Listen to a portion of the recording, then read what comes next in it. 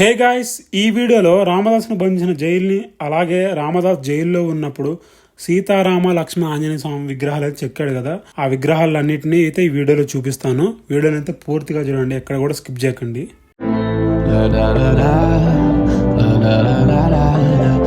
నేను ఇప్పుడు గోల్కొండలో ఉన్నాను. శ్రీరామదాసును బంధించిన జైలు అయితే గోల్కొండ కోటలో ఉంది.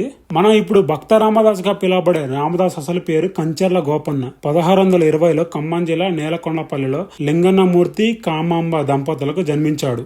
గోపన్న భార్య పేరు కమలమ్మ. గోపన్న మేనమావులు అక్కన్న మాదన్న. వీళ్ళు గోల్కొండ నవాబు అయిన తానిషా దగ్గర పెద్ద ఉద్యోగులు. వీళ్ళ రికమెండేషన్ తోటే పాలంచ ప్రాంతానికి గోపన్న తహసీల్దార్ గా వెళ్తాడు. పోకల దమ్మక్క అనే శ్రీరాముడు భక్తురాలు శిథిలా వ్యవస్థలో ఉన్న రాముడి గుడిని గోపన్నకు చూపించి ఈ గుడిని పునర్నిర్మించమని గోపన్నను కోరుతుంది. అందుకు హరిభక్తుడైన గోపన్న అంగీకరిస్తాడు. గుడి నిర్మాణానికి ధనం సేకరిస్తాడు. అక్కడ ప్రజలు కూడా పంటలు పండగానే గుడి నిర్మాణానికి విరాళం ఇస్తారు. వచ్చిన డబ్బుతో గుడి నిర్మాణం మొదలు పెడతాడు. కానీ ఆ వచ్చిన డబ్బులు గుడి కట్టడానికి సరిపోవు. అప్పుడు గోపన్న గుడి నిర్మాణం ఆగిపోవద్దని ప్రభు కట్టాల్సిన డబ్బుల్ని గుడి కట్టించడానికి ఉపయోగిస్తాడు. ఈ విషయం నవాబు తెలుస్తుంది. ప్రజల సొమ్మును వాడుకున్నాడని 12 ఏళ్లు గోపన్నకు జైలు శిక్ష వేస్తారు. ఇప్పుడు మీరు చూస్తున్నారు కదా, ఇదే జైల్లోనైతే గోపన్ననైతే బంధించారు.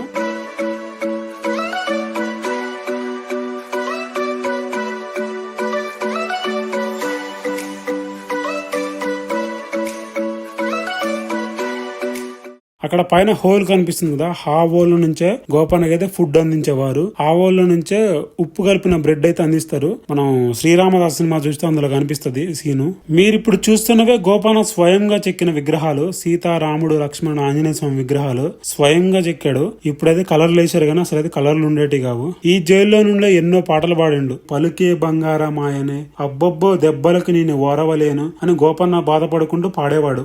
ఇకనైనా పలకవేం రామచంద్ర అనే పాట అయితే బాగా ప్రసిద్ధి చెందింది. ఇక రామును తిట్టుకుంటూ నీ కోసం ఎంతంత ఖర్చు పెట్టాను, ఎవడబ్బా సొమ్మని కునుకుతుండేవు, మళ్ళీ బాధపడుకుంటూ నీవే నాకు దిక్కంటూ ఇలా ఎన్నో పాటలు ఈ జైలు నుంచే పాడిండు. చూశారు కదా జైలు ఎలా ఉందో. కంచర్ల గోపన్న చెక్కిన విగ్రహాలు ఎలా ఉన్నాయో, స్వయంగా చెక్కిన విగ్రహాలు అయితే. ఇప్పుడంటే జైలు ఇలా ఉంది కానీ అప్పుడైతే చాలా చీకటిగా ఉండేదంట. ఇదంతా చీకటి కదంట. ఇంకా ఈ భక్త రామదాస్ గురించి పూర్తిగా తెలుసుకోవాలంటే మాత్రం నాగార్జునది శ్రీరామదాస్ సినిమా ఉంటుంది కదా, అది చూస్తే మాత్రం క్లియర్ గా అర్థమవుతుంది. అందులో అయితే మొత్తం డీటెయిల్ గా ఉంటాయి. ఛానల్ అయితే సబ్స్క్రైబ్ చేసుకోండి, ఎందుకంటే నేను మళ్ళీ తొందరలోనే భక్త రామదాస్ ఇల్లుని అయితే చూపిస్తాను. అలాగే బెల్ కూడా యాక్టివేట్ చేసుకొని పెట్టుకోండి. మళ్ళీ నెక్స్ట్ వీడియోలో కలుద్దాం. బాయ్.